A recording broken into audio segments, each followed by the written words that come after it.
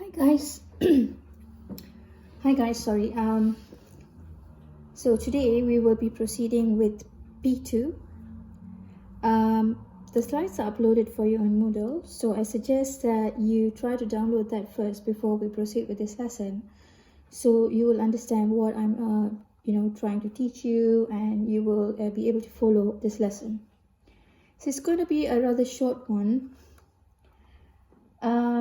So if you look at the slides, there are a few things that I've skipped, and I'm going to just talk about the definition of a beam so that you understand what we're doing. So beam is something like a bridge.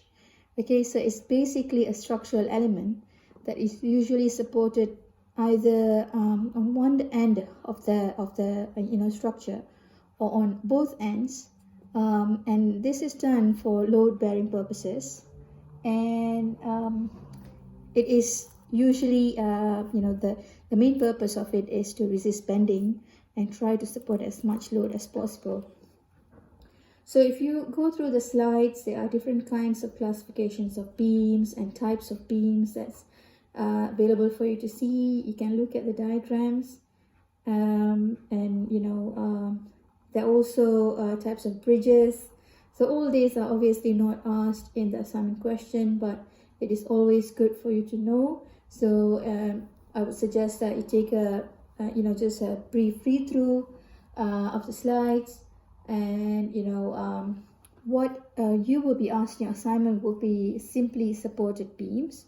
So simply supported beams are beams that are supported at 2 points in such a way that it is allowed to expand and bend freely. So for example, you have like a beam, like a free body diagram of a beam, a straight line like that, and usually you will have support at both ends. So let's call support 1 as RA, and let's name support 2 as RB. Okay, so those are the two ends at which the beam is supported. Okay, so in practice the supports are often rollers, and we usually, or engineers usually, use rollers because they want to ensure that this beam can actually withstand different weather gradients, like different temperature gradients, where it can expand and shrink accordingly. So the load on the beam may be concentrated at different points or uniformly distributed along the beam. So if you just look through the slides, there are types of loading that you can see on one of the slides, where you can see 4 different diagrams, which are point load, uniformly distributed load, non-uniformly distributed load, and also unevenly distributed load. So for this assignment, we will mainly be looking at point load and uniformly distributed load only. Okay, so now you can walk through the slides when you have free time, or like you can just scroll and look at or just look at some of the examples that's been provided to you. But what I'm going to do now is I am going to show you an example that we can see on slide number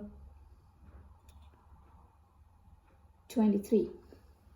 Okay, so on slide number 23 we have an example which has a simply supported beam like this, as I've drawn for you. We have RA, and this one is called as RD in the diagram.